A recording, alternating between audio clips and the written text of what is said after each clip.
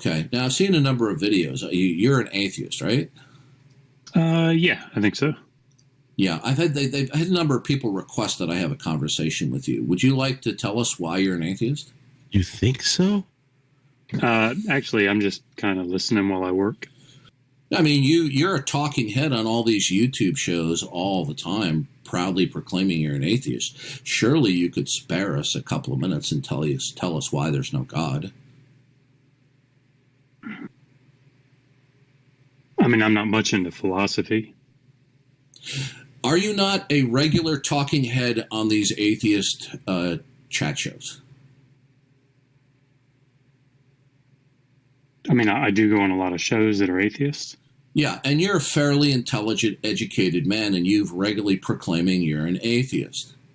So how is it that there's no God?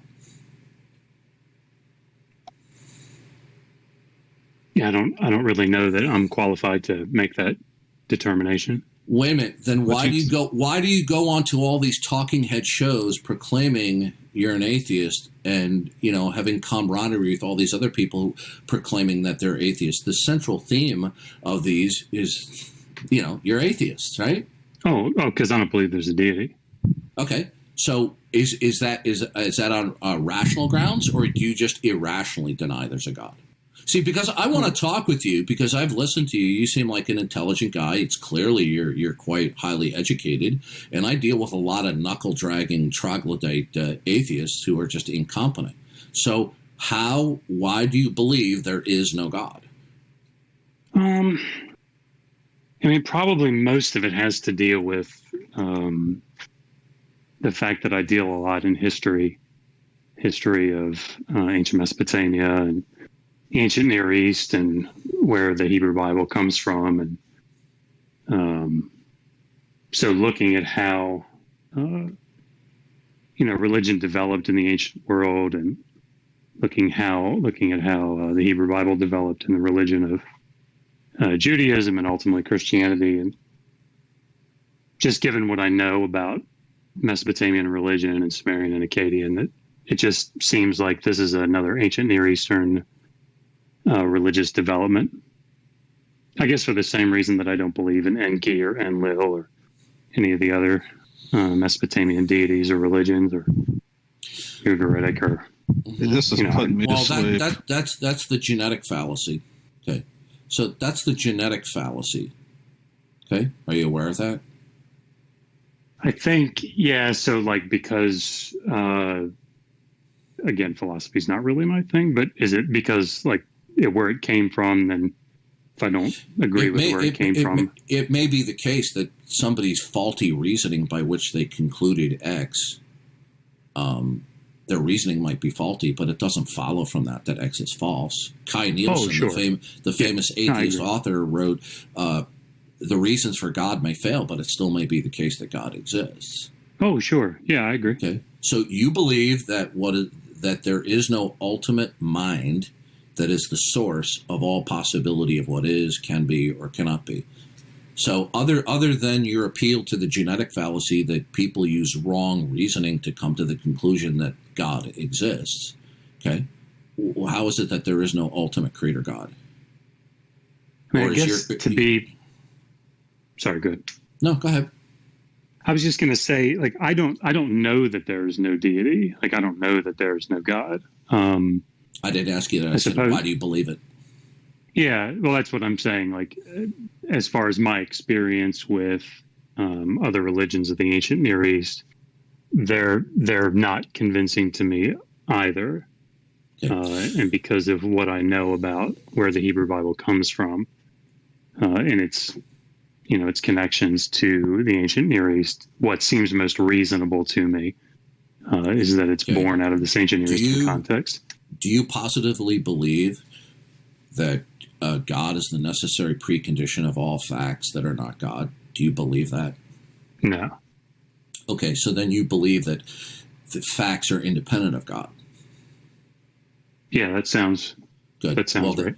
Good. Well, that logically commits you to the denial of the existence of God. So you do deny God exists. So how is it that God doesn't exist? Yeah, I guess I don't have a problem with denying that God exists. I think that seems like that makes sense.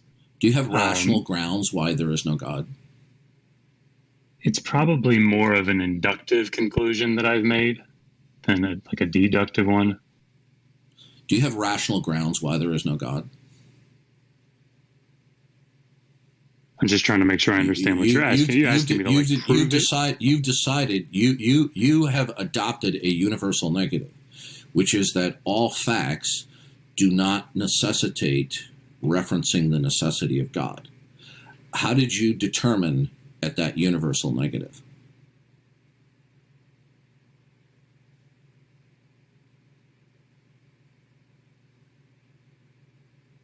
Sorry, I'm trying to piece together what you're asking. How have I made a positive? I don't know. I mean, it sounds like what you're saying, that implicitly I've made that a positive. Are you trying to represent that your atheism is not the denial of the existence of God, but that you're somehow non-committal about the existence of God? I guess I've never thought about it in those terms. I would say that if you ask me, do I believe that a God exists? No.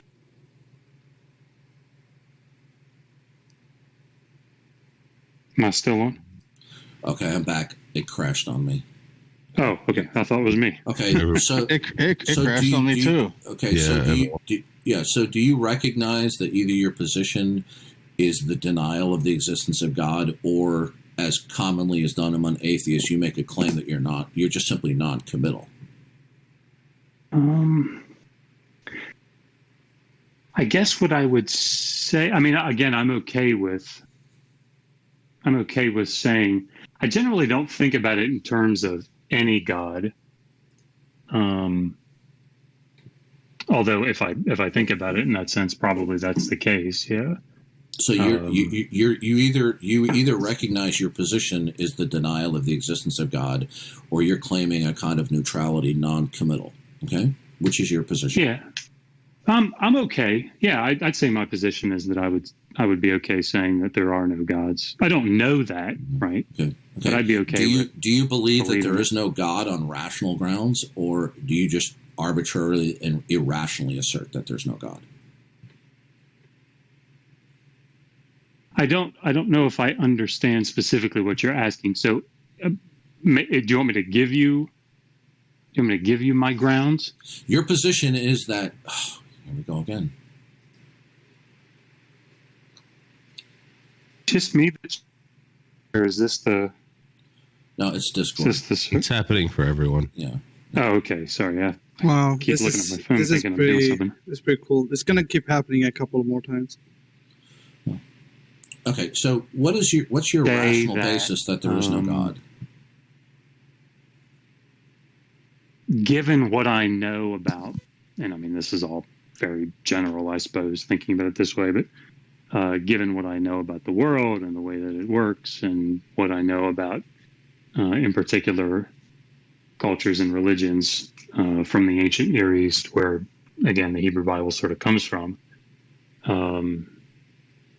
Well, setting aside people's faulty reasoning in the past, okay, what I'd like to know for you right now, why is it that there's no God?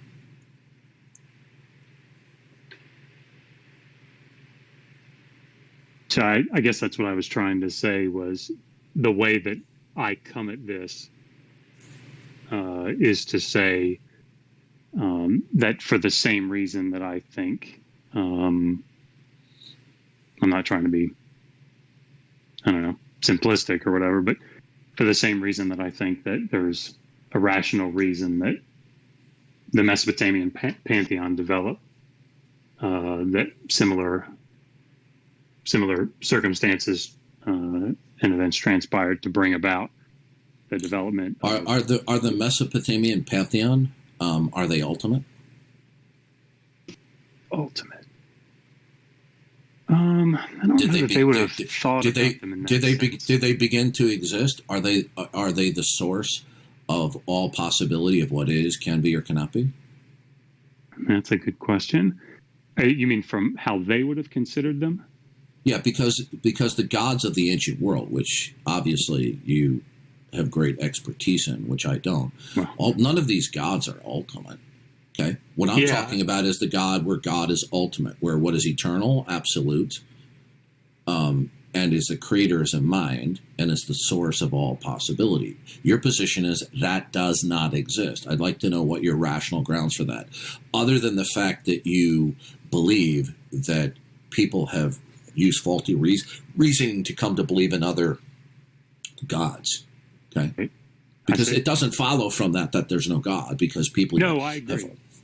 I agree, and I guess what I would say is I'm sure this is all very common and low level for what I'm getting ready to say for you guys, because you seem to talk about philosophy quite a bit more than I do. But I would obviously draw a distinction between what I believe to be the case and what I know to be the case.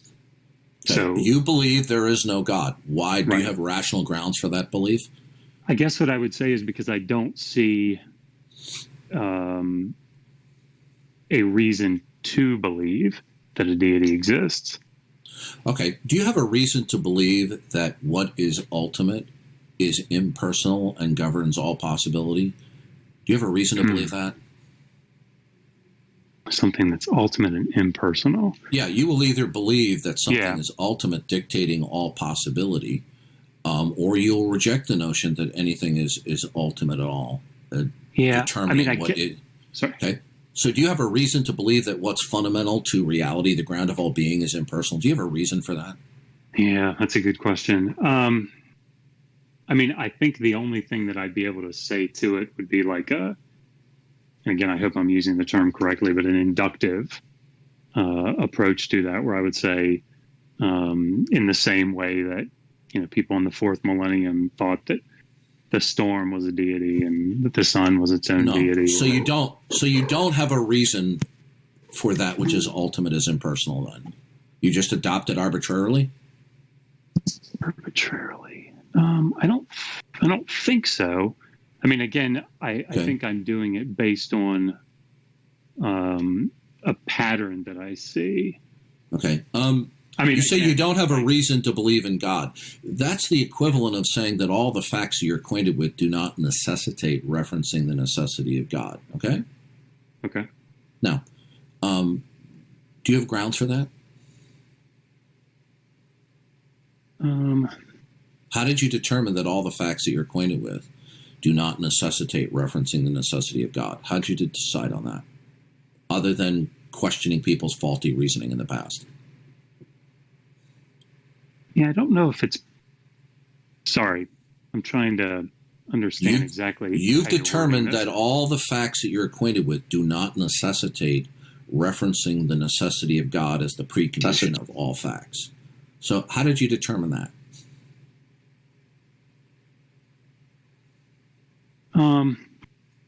It sounds like what you're asking, and just correct me if I'm wrong, it sounds like what you're asking is, how do I know that to be the case? No, I didn't ask you that. I said, why do you believe it? Okay. Well, if it's why do I believe it, then again, I think it's from this sort of inductive approach to it, where it doesn't seem like... Sorry. So induction can tell you what then is ultimate and that it's not God? I don't think it tells me with any sort of...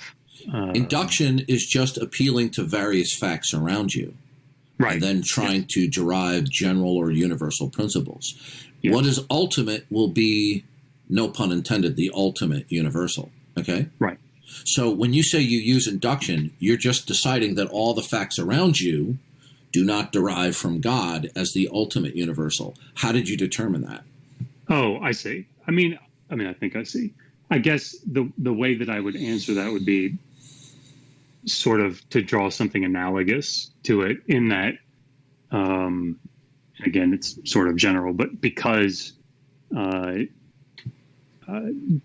storm and the sun and, all these things were considered to be deities. And then as it turns out, you're just appealing to your opening line of reasoning, which is the genetic fallacy.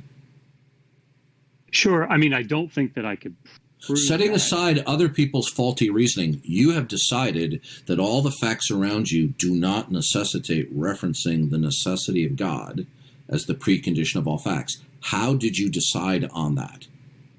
Excluding people's faulty reasoning, how did you decide upon that?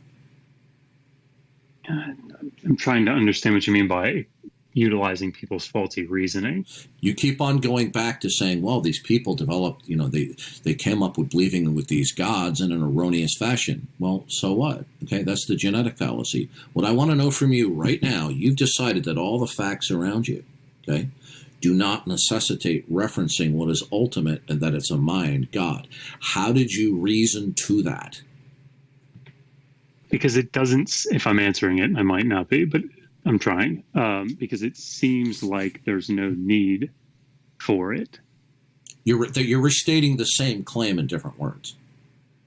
Sorry. When I say you've decided that all the facts around you do not necessitate referencing the necessity of God. Yes. So when you say there's no need to do it, you're just simply restating the same position.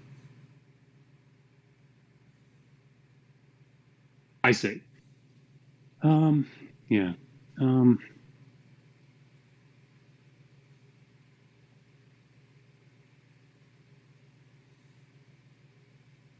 Yeah, I'm trying to think of a different way to come at it then. I don't know that I can. Because I watch a lot of these atheist talking head shows. I watch a lot of the so-called deconversion shows. Mm-hmm. I'm not hearing from any of the YouTube atheists who I either listen to on a regular basis, the shows that you hang out on, mm-hmm. or the very few of them that are willing to have an interaction with myself. I'm not hearing from any of them in a concrete way why there is no God, other than this feigned, I'm unconvinced. Yeah, I mean, maybe that's, I'm just sort of guessing here, but I mean, maybe that's why the approach is more of a, I don't know, what is it that said, like a lack of belief? That's an ambiguity. Everyone who denies the existence of God lacks belief in God. Okay. Sure. Yeah. But your position is not a mere absence of belief. Your position is there is no God. Yeah, I do believe that. That's correct. Yeah. Okay, good. So is that rationally grounded or is it irrational? Unless there's a specific use of the word rational here that I'm unaware of, which is entirely possible. Do you have a reason to believe there is no God? Yeah, and I mean, I feel like if I say it again, it's probably going to be saying the same thing. So I don't want to. Well, then you mean the genetic fallacy? Yeah, I don't know that I would necessarily consider it to be that, but that's a genetic fallacy. All these people in the times past, these ignorant Slavs, not that you said that, but no, definitely these people, these people, and maybe I shouldn't use those terms, but these people, they just came up with these ideas for a phenomenon controlling the physical world. Okay, so they might be wrong. The point is, that doesn't get you to your position that there's no God. Yeah, and I think so. I feel like we're talking about maybe two different things, and maybe we're not. Maybe I'm just missing it. That's entirely possible. I think that I would say that most of what drives me to disbelieve in the divine is my experience with, and when I say experience, I mean that more than just like emotional experience, I mean like intellectual, literary, whatever, with the religions, the concrete religions like Christianity, like, those that you see in the ancient Near East. So like, if this is why I made the statement at the beginning, when you asked me if I'm an atheist, I said, I think so. What I mean by that is, I certainly don't know that there is no God out there ever. I don't know how I'd possibly know that. But you believe there's no God. Yeah, I haven't seen, so the deities that I've interacted with, the deities why do you believe there's no God? Yeah, that's why I say I think it's inductive. So in the sense that Yeah, but that doesn't, you've said that already. Okay. So that's the equivalent of saying that all the facts around you do not necessitate referencing the necessity of God. Okay. So how'd you determine that facts are independent of God? Do facts derive from something else that you believe is ultimate that's not God? It's, that's sort of like that sounds like a question that's probably way over my area of expertise. The only way that you could determine that facts are unrelated to God is that you would first have to determine there's no God. Yeah. If you don't first determine that there is no God, then you could not ground that facts don't necessitate referencing God, could you? Yeah. See, this is where I feel like this is why I'm trying to use the word believe, because determine seems like it's a knowledge.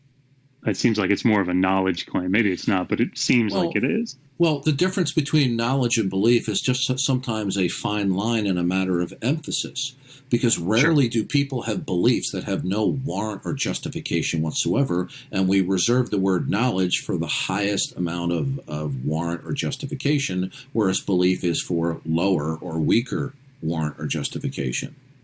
So I guess. Go ahead. Yeah, go ahead. I was just going to say, like this, like with something like, oh boy, see if I can dig back into my college philosophy. Who was it? Was it David Hume that had the problem of induction? Am I getting that right?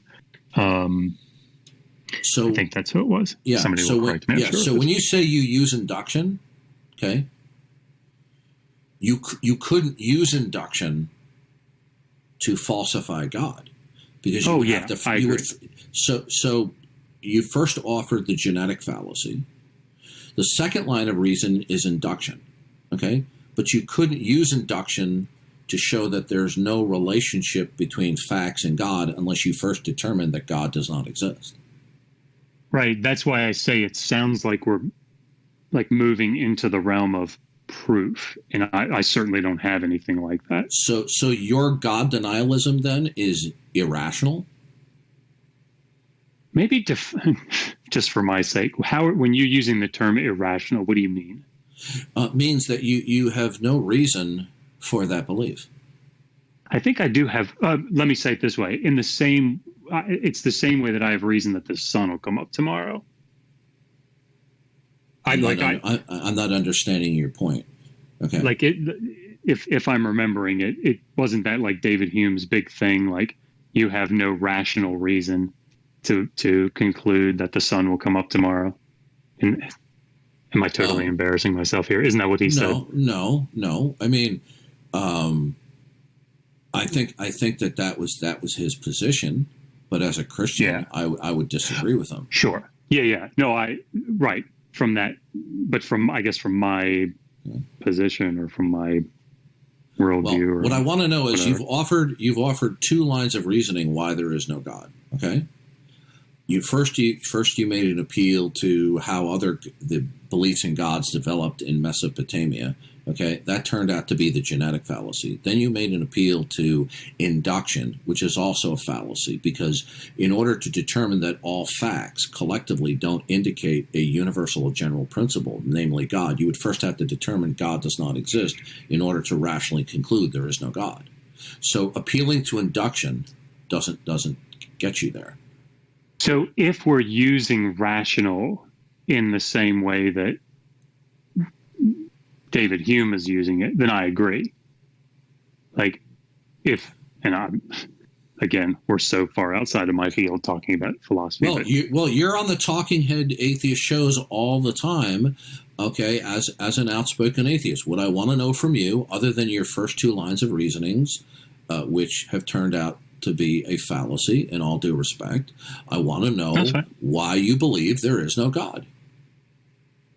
Because it's my position that atheists, both educated and uneducated alike, are motivated by a prime directive. They do not want there to be a God, so they collect for themselves all sorts of cliches, slogans, and catchphrases that they think are rationales, but in fact they're not. So if that's not the case with you, If your God denialism is not because you don't want there to be a God and you're just collecting atheist cliches, what is your reason why there is no God? Yes, I mean, just to sort of maybe talk to that for a second, like I was an evangelical Christian for 26 years. I pastored a church out in Virginia. And when I went to Johns Hopkins, my first year there studying this, ancient Mesopotamian literary texts. Didn't you go to Capital Bible Seminary? I did, yeah.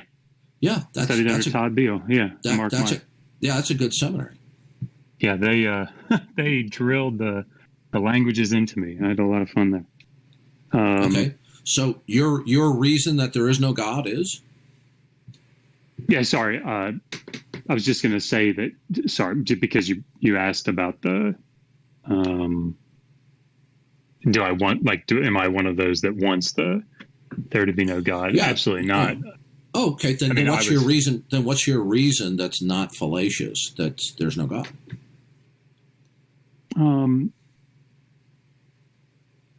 Sorry, I guess I'm getting hung up on fallacious, but I mean, so the reason that I determined that my belief in the God of the Bible.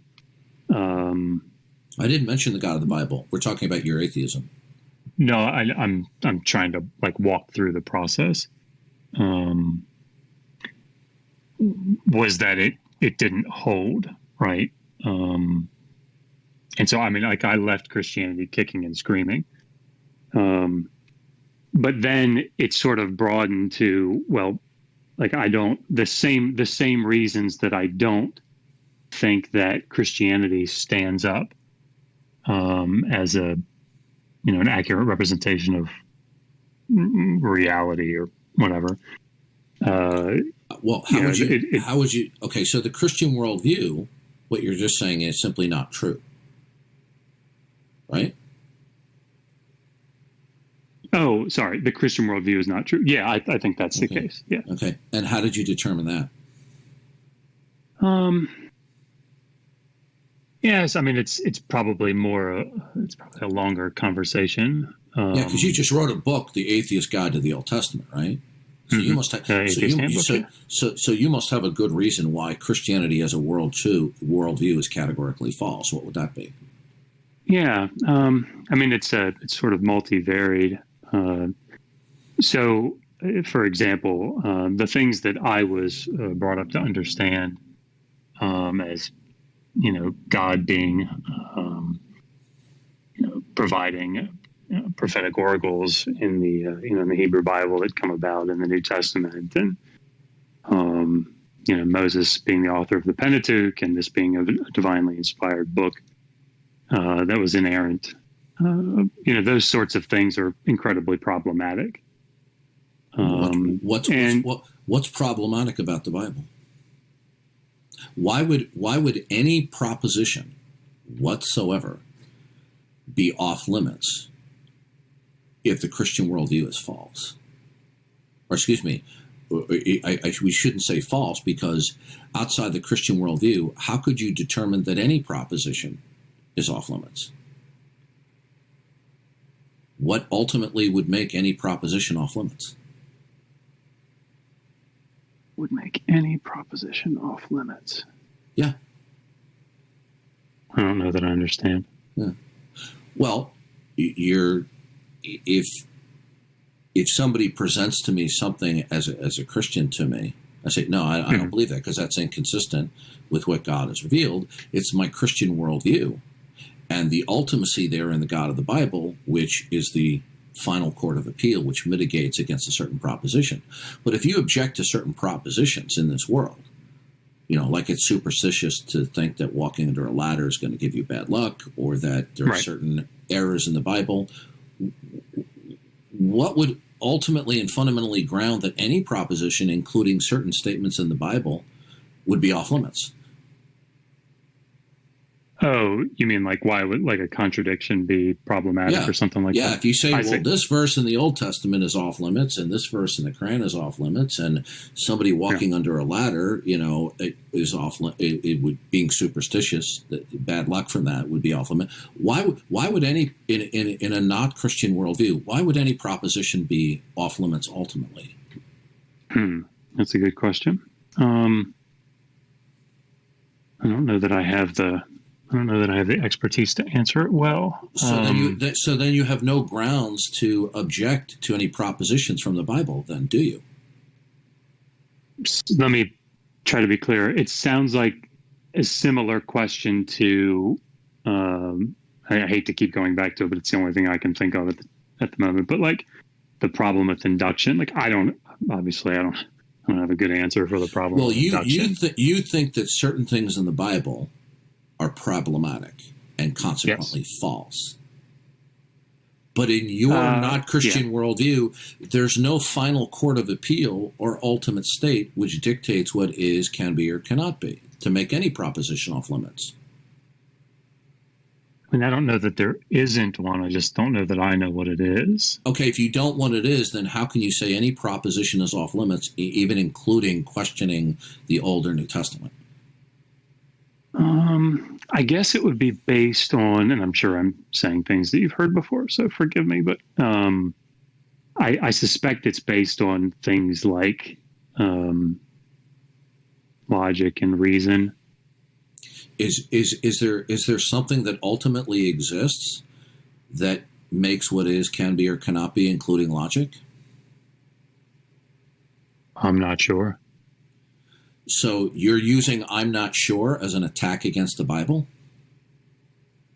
I don't think I would say it that way. Well, wait a minute. You just wrote a book called An Atheist Guide to the Old Testament.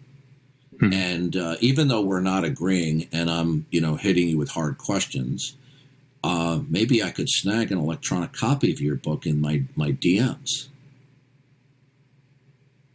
I'd be happy to send you one. Sure. Yeah. Yeah, sure. I'll be happy to send. I can send you a PDF of it. I'd like to read that. Yeah. I appreciate that. I think I guess what I see, I'm getting a plug-in for your book. No, I appreciate that. I think what I would say, like it's, you're probably right about, like, I don't know, again, anybody like you or anybody else listening to me, this is completely not my field. Okay, well, let's talk about your field. Let's talk about your field, okay? You wrote a book called The Atheist Guide to the Old Testament, which I haven't had a chance to read through, and I look forward to reading it, okay? But you obviously in that book call into question certain propositions that are either wrong or fallacious or simply are off limits for whatever reason. So in your worldview, what makes any proposition off limit, including statements in the Bible? Yeah, I mean, I think the furthest I'd be able to, quote unquote, go back, me anyway, with my training in philosophy, which is none, would be, to say, like, I don't know, the laws of logic or something. Like you can't have. The laws of logic don't stand in causal relations, making what is, can be, or cannot be, other than it just stipulates that an entity is what it is in a time index and it cannot equal or coexist with its negation. But beyond that, the laws of logic don't make what things are or can be or cannot be. Oh, sure. Like they're descriptive. They're not prescriptive. Yeah. Okay. Yeah. Oh no, I agree. It's just that in a given time index, an apple cannot be not an apple, but the laws of logic don't dictate the properties of the apple.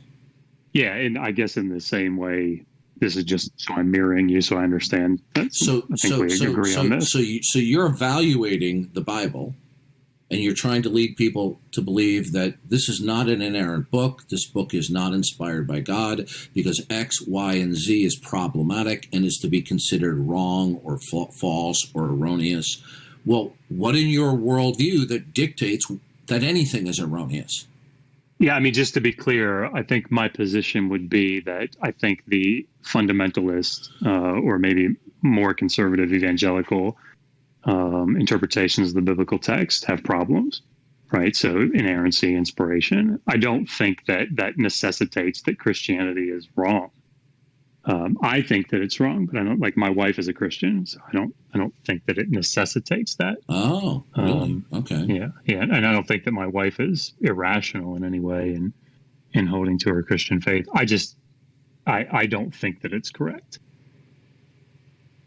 Not her. I don't. Obviously, So you think so when you say, well, then you believe that the Christian worldview is false. Yes, I do. Okay. Well, then what is your worldview that would falsify it? What is my worldview that would falsify it? I don't know that I know a good answer to that. Well, then you can't hold that Christianity is false, can you? I think if I understand what you're asking, I think probably I operate in the same way that you could. It sounds like you could say to me, and I think you could, and you'd be justified in saying it, that I don't have a rational reason to believe that the sun will come up tomorrow, or, like I can't justify that. Does your does your worldview provide background information in order for you to declare that anything is erroneous? I think maybe in the sense that it doesn't, if I'm using this correctly, it doesn't cohere with reality as I see it, as I experience it. Yeah, reality would equal your worldview. What is fundamentally your worldview that would dictate what could not be and is erroneous? Yeah, I don't know a good answer to that other than. So you wrote a whole book criticizing the Old Testament, and that certain things in the Old Testament are erroneous, but your worldview doesn't provide a rationale to declaring things are erroneous? Oh, I'm sure that it does. It doesn't mean that I know what it is. Well, then if it does, then how did you arrive at that? How did I arrive at it? Yeah, what is your worldview, and how does it provide for determining what is erroneous versus not? If something contradicts is probably a good example. Contradicts what? So maybe a good example would be Genesis 37, right? The story of Joseph. Like, how does Joseph get down to Egypt? Right? That's problematic in the text if you're viewing it from like a single authorship position. If you think that, but if a person. Why is it that if I don't have an answer to a question, how does it make something false? For example, did you know that we have eyewitnesses of the sinking of the Titanic? Some of them said they saw the Titanic split in half. Others said that they did not see it split in half. Does that mean the Titanic didn't sink? Oh, no, of course not. Okay. So what I want to know from you is, when you're evaluating any propositions, including the Old Testament and its content, and you determine that it's erroneous, I want to know what system you're operating from that gives you the ingredients by which you can declare anything as erroneous. What is your worldview? What is it that ultimately makes anything erroneous or false? Or let me put it this way: is truth and falsity apprehensible in your world?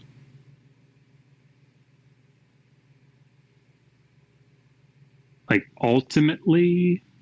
Yeah. Is there ultimate grounds that by which we can determine that something is true or false or off limits? So, for example, so you believe certain things in the Old Testament are superstition, right? Superstition. I don't know if I'd characterize it that way. Are they erroneous? It depends. I guess it depends on what we mean by that. So, for example, I don't think that 600,000 plus fighting men walked out of Egypt in the 15th century, right? But that doesn't mean that the Exodus or an Exodus event or a series of Exodus events didn't happen. And so the question is, what is the text doing? What is the text trying to say? Is the Old Testament, is it false? I don't know that I would characterize it that way. In the same way that I don't think I would characterize the Epic of Gilgamesh as false. If that makes sense. Like, I don't think it's... Is that a part of your worldview? I mean, I guess at a very basic level, it's just literary criticism, but... Is the Epic of Gilgamesh a part of your worldview? Part of my worldview. I don't know how you're using... Because I don't know how I would use the word worldview. The Epic of Gilgamesh claims to give a creation account.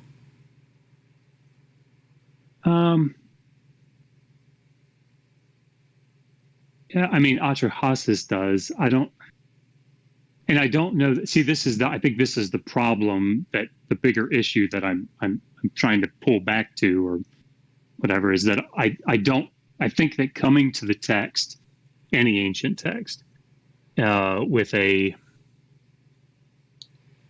don't know, like I don't want to say literalist, but an interpretive model that says, for example, okay, here's Genesis 1. Genesis 1 is relating actually how the universe was created, and so is Genesis 2. And so when there's a distinction that's drawn between those, and there are problems trying to make them align with one another, that we have to try to somehow figure out a way to make them harmonize. And I think that that's just coming to the text with, presuppositions or preconceived notions that are modern, that they wouldn't have come to them with, if that makes sense. I'm still wondering how your worldview falsifies or makes any proposition in the Old Testament erroneous. Do you have a worldview that provides for that? I don't know that I understand how you're using worldview. I don't understand. Honestly, I don't know that I've thought about it. Your worldview is whatever you conceive to be ultimate, dictating all other sub-beliefs in the world around you. It's your interconnected web of beliefs by which you interpret everything. And either in that worldview, there is something that is ultimate, the ground of all being, that dictates what is, can be, or cannot be, or you are without that within your worldview. So that when you make evaluations as to whether your hair is parted correctly, or you like the taste of this cheeseburger, or that this politician's lying, or that Moses is not the author of the Pentateuch, or whatever, right. I want to know, what is your worldview that allows you to make any determination of true, false, good or bad, real or erroneous? What is that worldview? Yeah, I don't know that I have a good answer to it, except to say,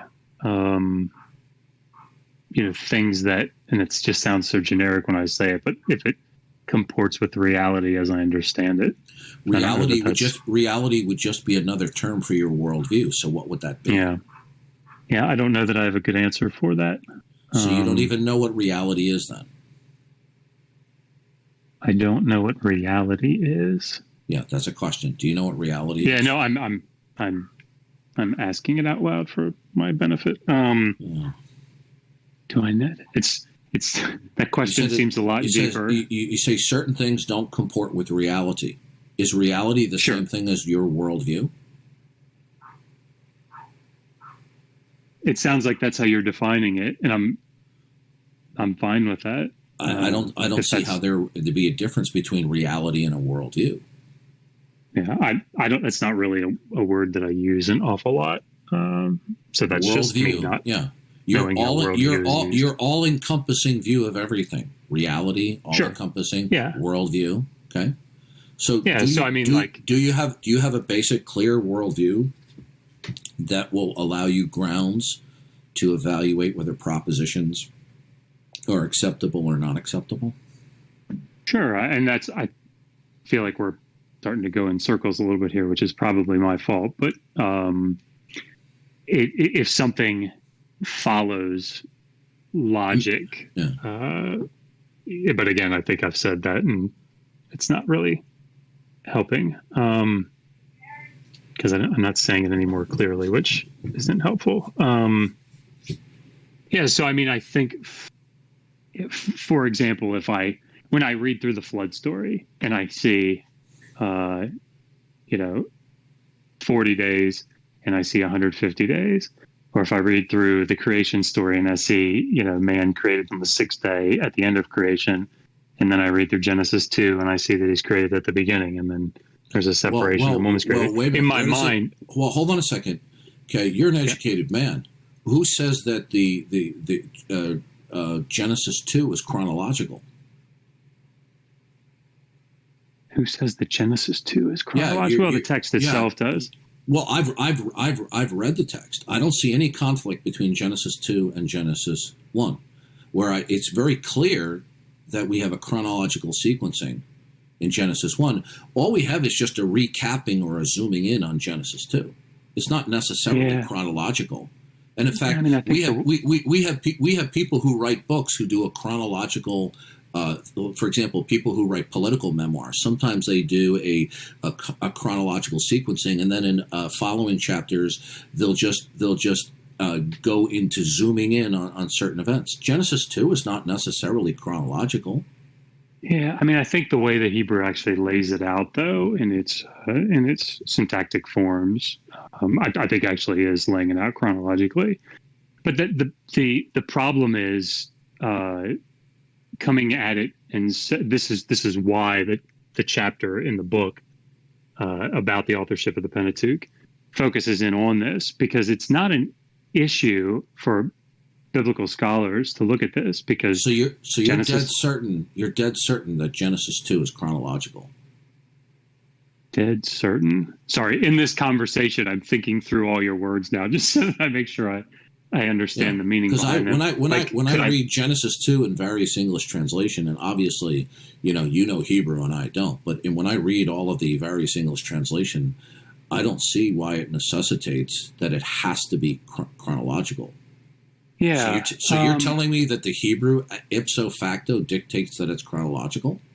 I mean, ipso facto. Does it definitely? No, I mean, I don't know that I could prove to you. Okay, so then it's not necessarily a contradiction. All right, okay. Right. No, I agree with you. It's not necessarily a contradiction. I actually say this in the book several places. Like the Genesis 37 thing. The Genesis 37, I mean, I think it's a contradiction, but it's not necessarily one. So, I mean, if you read through it, you could say, and people have, I just think it's an unnecessary stretch to say that the Midianites sold Joseph, the brothers sold Joseph to the Midianites, who sold him to the Ishmaelites, who took them down to Egypt, who sold them back to the Midianites, who then sold them to Egypt. Like you could possibly make that work.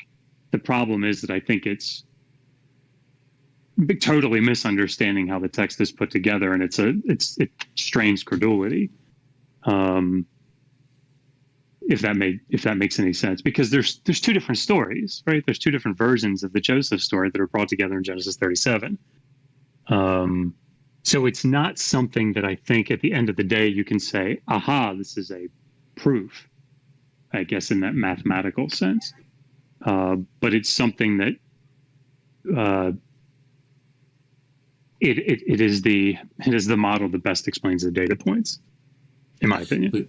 But your worldview doesn't explain anything, does it? I think there's a difference, and I could be wrong, but I think there's a difference between what I know about what provides for, and I think that's the word you're using, provides for my worldview, and what provides for my worldview, right? So like I might not know all the details of something, but I see in practice enough that convinces me that X is the case. I don't know how that all functions. Like I don't understand the Big Bang, and science is not my thing at all. But the products of that, I think, allow me to function in a way that seems to work. To put it really roughly, I don't know, is consistent and. Is there something in your worldview that connects all the dots, or makes anything? Maybe. No. Do you believe that there's anything in your world that connects the dots between particulars of existence and makes what things are, can be, or cannot be? Is there something that imposes that? Imposes that, like as an agent would? Yeah, because you're trying to examine the Bible, the Old Testament, and say, well, these dots connect, these dots don't connect, and all that. Mm-hmm. Is there something that secures what is, can be, or cannot be? Is there something that does that in your worldview? Oh, I have no idea.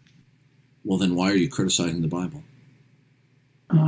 I guess I'm doing it based on maybe higher level, not higher. Your worldview doesn't provide for critiquing anything. Well, it seems to. I just don't know where it comes from. What do you mean? It seems to. I guess it works, practically speaking. Well, how in order for something to work, something has to be imposing continuity and regularity. Is the continuity and regularity real? Oh, I don't know. I mean, it seems like it is. Okay, so then all you're just simply talking about is it seems that way. Well, you could be wrong about it. Oh, yeah, absolutely. There's no question. Good. And you could be completely wrong about your critique about the Bible, right? No question. Yeah, absolutely. Okay. And you're willing to risk your eternal destiny on it? I don't like it. But I have to go with what I think is true. But what you I don't like it. But what you think is true has no metaphysical basis. There's nowhere in your worldview to ground truth. In the Christian worldview, and you've studied theology, you went to Capital Bible Study, and you would know from the Christian worldview, truth is that which conforms to the mind of God and how He reveals it. But in your worldview, what does truth conform to? And please don't say reality. No, yeah, I won't, because I don't know is the answer. So when you reject Jesus Christ as Lord and Savior, as Creator, you can't say what is true or false, can you? Your worldview doesn't provide for it. There's no metaphysical grounding to say what is, can be, or cannot be. It seems like the difference between me knowing what grounds it, and I'm like, what that is. I want to know why you believe this stuff. You see, you believe that you do not need God. You do not need the God of the Bible as your creator and Lord and Savior and sustainer. So I want to know, because that is a grandiose statement in the course of human history. You've solved the biggest question of all human existence. You don't need God. You don't need the God of the Bible. So I want to know what you do believe, not necessarily what you know. What do you do believe that makes Jesus Christ as Lord and Creator utterly non-existent and superfluous? What do you believe ultimately about your world that makes Jesus Christ as Creator unnecessary? I think it's probably coming at it from the other direction. So what I mean by that is,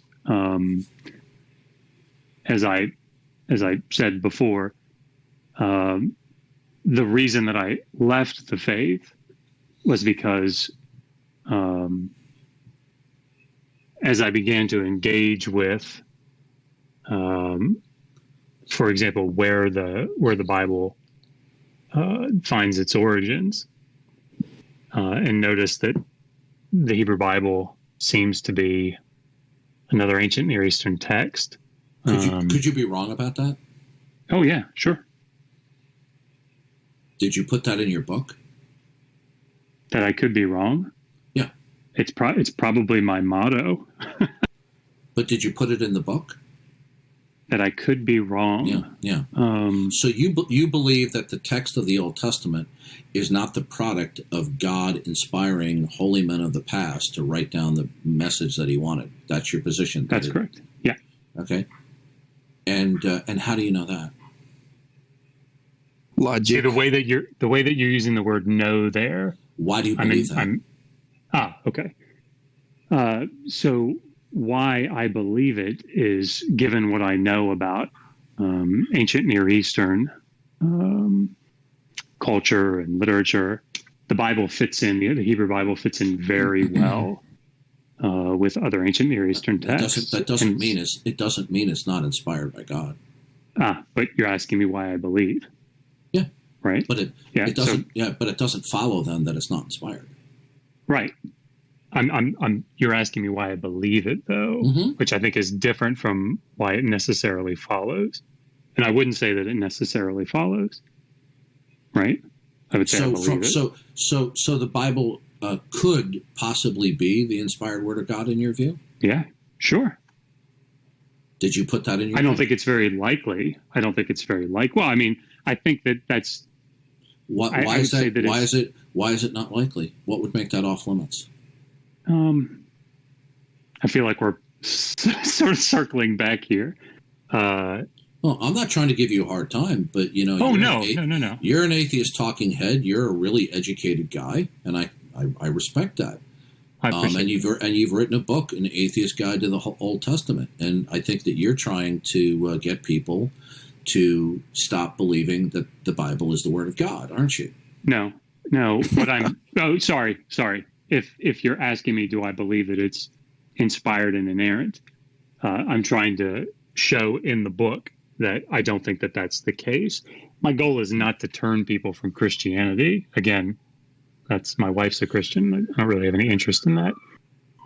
What I do think, though, and this is in the book, I think it's in the conclusion and in the introduction, definitely in the conclusion, is that we all need to start on the right footing when it comes to the Hebrew Bible. And the right footing, in my opinion. But there is no right and wrong in your world. There's nothing that grounds it. Yeah, but I don't know that that's true. Okay. Well, is there something that ultimately dictates what is, can be, or cannot be, and what is right, wrong, good, or bad in your world? I'm sure that there is. Oh, what is it? Logic. Right. I mean, I think we're sort of back to this question. And just because from like an epistemological standpoint, well, I just want to know if you're offering us a nothing burger or there's some meat behind it, like where's the beef? Okay. Hold on. Because I'm going to have to, sorry, I don't mean to, I'm going to have to go in about 3 minutes. But, no, that's fine. You've been more than gracious, and I appreciate it. No, this is actually, this has actually been very nice. I guess what I would say is if you want, send me an email to digitalhammarabi@gmail.com, and I'll be happy to send you a PDF of the book. Thank you. We've priced it so that it's the Kindle version. I think is like $10, but that's absolutely fine. I'll send you a copy. You know what? Don't bother sending it. You wrote the book. I'll pay for it online. Okay, don't worry about it. Oh, I appreciate that. But if you want, definitely read through it. Again, you seem to know far more about philosophy than I do. So like I tried to participate as much as I could. And we didn't agree on a lot of things, but I didn't call you stupid. I didn't call you names because you don't want to know it. You're conducting yourself like an adult, and an educated person. Mm-hmm. I'm sorry that I'd probably be nicer if I had more concrete answers for some of these things, but there's just a lot that I don't know. Well, I just wish you should just send the message to all your atheist friends on all these talking head atheist shows. I just like one of them to present a case why there's no God, because I'm not hearing from any of these talking heads an answer to that.